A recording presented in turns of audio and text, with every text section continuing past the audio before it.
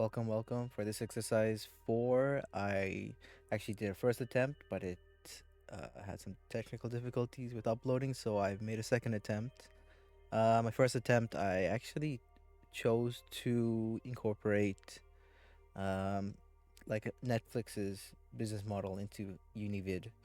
And then I later realized that if I could incorporate TikToks or have Univid's short system powered by TikTok, that could give Univid a big leverage uh, when competing with larger platforms like YouTube and Netflix, Apple TV. I thought I'd just put a spin off to it. I don't think any other student will be doing this, but yeah, Univid X TikTok. To start off with the target audience, I kind of focused on studying YouTube's and Netflix's target audiences because when I think of students and what they like to, what type of content they like to absorb or platforms they use, it's usually Netflix, TikTok, Instagram, YouTube. So I've chosen to use those platforms as inspiration. To start off, the primary user is the university student, so 18 to 28 years old, roughly. Mix of young adults, trendsetters, content creators, campus bloggers. And then secondary user will be the online students, part-time students, international students. Um, Key stakeholders.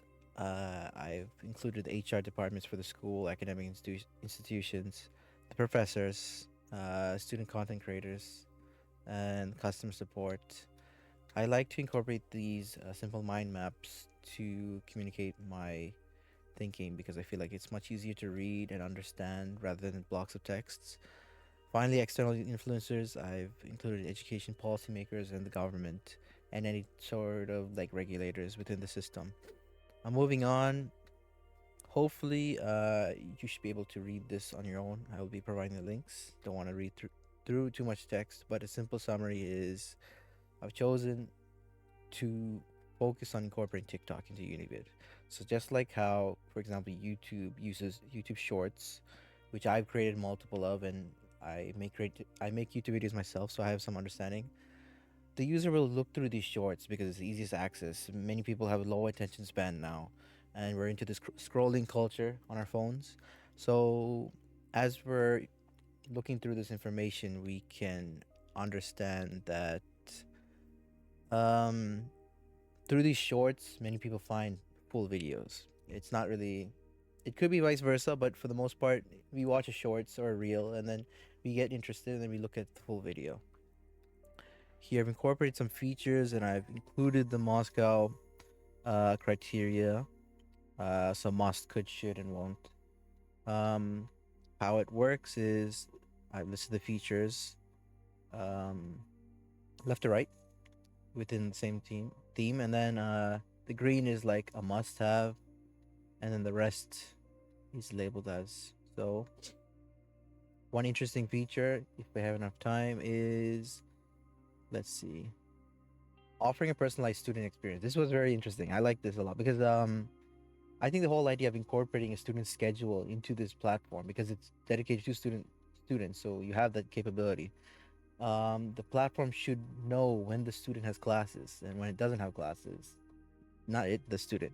So for example, let's say student A has a has math class on Monday and Wednesdays. So the platform could offer educational videos on math on those days.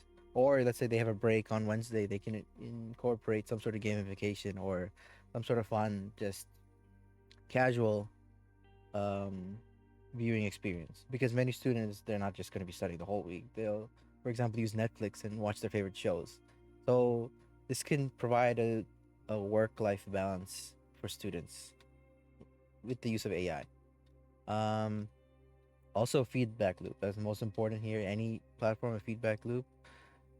Through AI, you can improve students' viewing experience and what they like to watch. Pretty much. Here's some Moscow criteria.